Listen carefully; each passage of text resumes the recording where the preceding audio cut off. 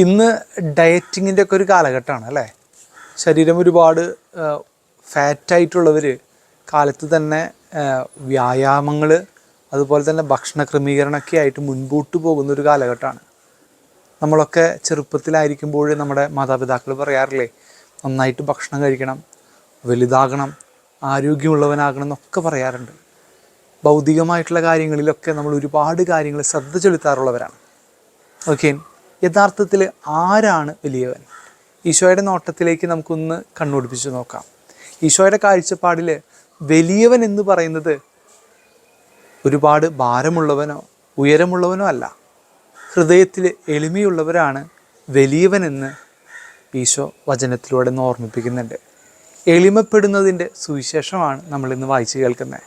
ഹൃദയത്തിൽ ഒന്ന് എളിമപ്പെടാൻ സാധിച്ചാൽ, ഒന്ന് ചെറുതാകാൻ സാധിച്ചാൽ നമ്മുടെ മുൻപിലെ എല്ലാ പ്രശ്നങ്ങളൊക്കെ തീരുമെന്ന് നമുക്ക് തന്നെ നന്നായിട്ടറിയാം.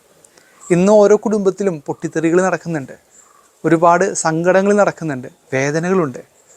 കാരണം ഒന്നേ ഉള്ളൂ, ഒന്ന് ചെറുതാകാൻ സാധിക്കാത്ത ഇടം. ജീവിത പങ്കാളിയുടെ മുമ്പിൽ ചെറുതാകാൻ പറ്റുന്നില്ല, മക്കളുടെ മുമ്പിൽ ചെറുതാകാൻ പറ്റുന്നില്ല, മാതാപിതാക്കളുടെ മുമ്പിൽ ഒന്ന് ചെറുതാകാൻ പറ്റുന്നില്ല. ഇങ്ങനെ ഒന്ന് ചെറുതായാൽ തീരാകുന്ന ഒരുപാട് പ്രശ്നങ്ങൾ നമ്മുടെ മുമ്പിലേ ഉള്ളൂ.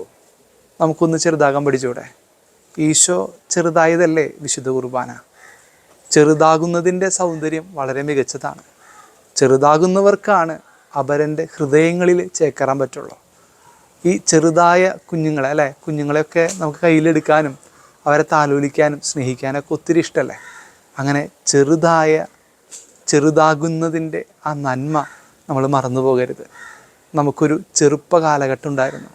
ഈ ചെറുതാകുന്നവരുടെ ഉള്ളിൽ വലിയ നന്മയുടെ ഇടങ്ങളുണ്ടെന്ന് കൂടി നമ്മൾ ഓർക്കേണ്ടതായിട്ടുണ്ട്.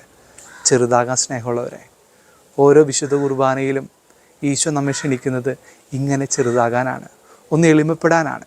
അങ്ങനെ ചെറുതായിക്കൊണ്ട് എല്ലാ ഹൃദയങ്ങളെയും ഒന്ന് കീഴടക്കാനായിട്ട് നമുക്കൊന്ന് പരിശ്രമിക്കാം. ദൈവം സമൃദ്ധമായി അനുഗ്രഹിക്കട്ടെ.